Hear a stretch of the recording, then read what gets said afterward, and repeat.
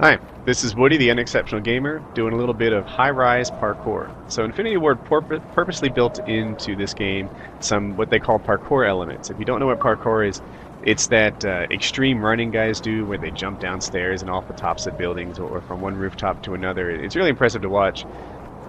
But they built that into this game. So these aren't glitches, they're not crazy spots, they're intentional, as mentioned by the Community Relationships Manager 402. From Infinity Ward. Anyway, I've tried this jump hundreds of times in an attempt to really figure out what it takes to get this, probably 150, 200 times.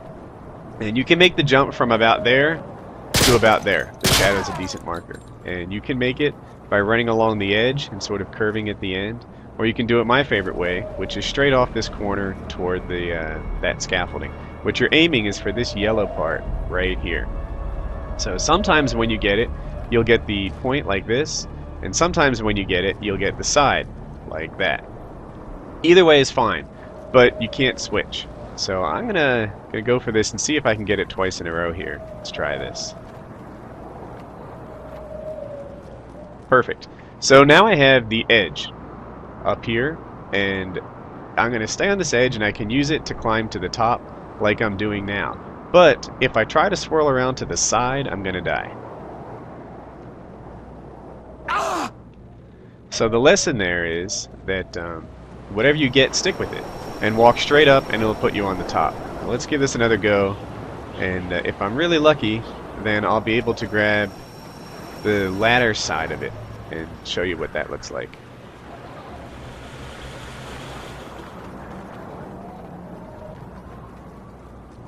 Okay, so this is what it looks like when you get the side, and you can climb that. Now up here you're vulnerable, so you want to move in a hurry. If you point toward the building, then you can sprint this. There's no easy way to do the corners super fast, but you can sprint down the lines of the building and do your thing.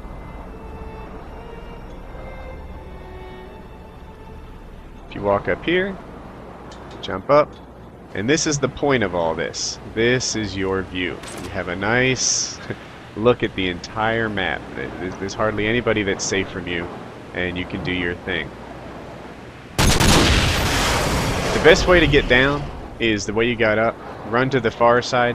If you jump over to here, then you'll get hurt, and you have to take a lot of time before you can go to the next step.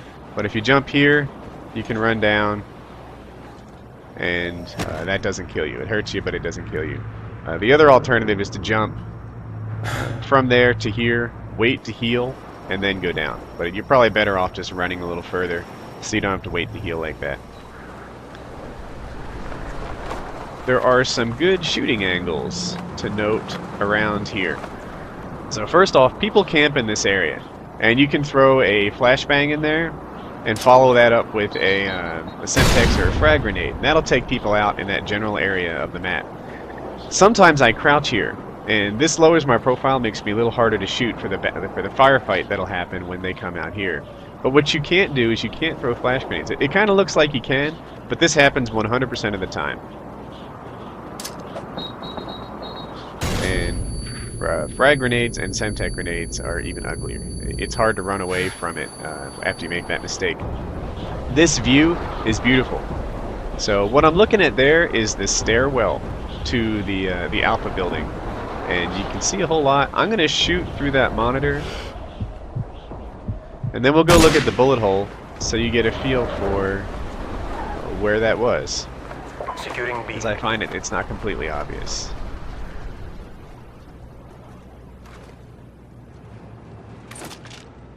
That is where I just shot. So that's the view from the stairs there. You can see into the building, and it's pretty nice. On the other side, there's just about the same thing. You can look here and get your shots off. If you're crouching and this thing is in the way of where you're trying to shoot, that's fixed by moving forwards and backwards, and you'll be able to get the shot you want if this thing is in the way. The next thing I want to talk about is the step ladder. So I mentioned this in one of my other videos, and I find this jump to be just as tricky as the scaffolding jump, but it's not nearly as risky. So let's see how this goes. You don't need to sprint on this jump. As a matter of fact, I find sprinting makes the timing a little more difficult. So I just walk forward, and there you go. Usually this isn't quite as hot as the other one, and that gets you okay. These wires, they do nothing. So you don't have to try to jump in between the wires. I'm going to do this jump, and I'm going to go right in between two of them, right? So they don't do anything for you. This scaffolding, let's talk about that. So I'm going to take the chopper route just because you don't see it as much, in case you guys haven't seen it before. You can cross the map like this. And again, these wires, they have no earthly presence. I don't know how to describe that. But they don't keep you in, and neither do these safer looking things here. So you have to jump carefully. This is a nice spot to camp with a sniper rifle. And over here, the lighting on this section of the map is helpful. So they don't see you very well. Of course, they'll see you in the kill cam and they'll instantly know where you are. But if you're here, or especially right here, then you're not obvious. People might even run right underneath you without spotting you up here. Because while we can see out, the view in is not so good. Over here is a good spot to get kills. If you're completely owning a team, or if you're overly aggressive, you might go here and get your kills, or you might go here and defend your own flag. You can alternate. If you go there, you might come back over here the next time around in your defensive position just to change things up, so that then when next time they run all the way through the steps in the tunnel, you have a different spot to defend from. This area gets hot, and when it does, you can jump out the window and let things cool off, so that they don't shoot you from here, and a lot of times they consider you kind of gone for whatever reason, and it's a nice way to get some kills. Another area I don't see used a lot, so maybe you haven't seen it, is this right here. So you can run around the outside of the building down here, and again, lean towards the wall a little bit when you sprint. And I don't know, maybe if you're playing Search and Destroy, you need a sneaky way to get to the other side of the map, then there you have it.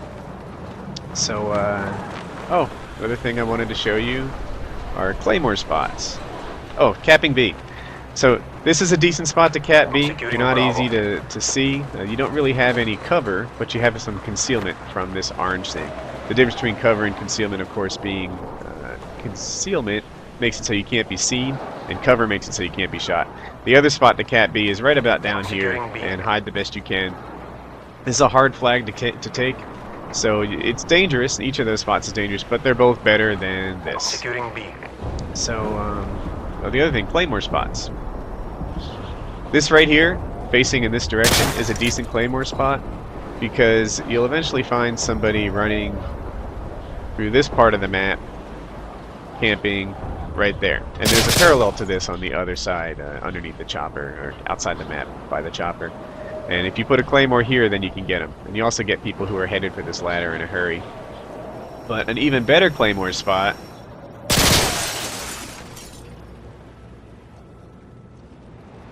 is right here. So if you drop your claymore like this, then this is a high traffic area. People are going to run through that tunnel to work their way to this flag, and you'll probably get some kills if you keep a claymore right there. So that is my little high-rise parkour lesson. I hope that you learned at least one thing in here, and until next time, bye-bye.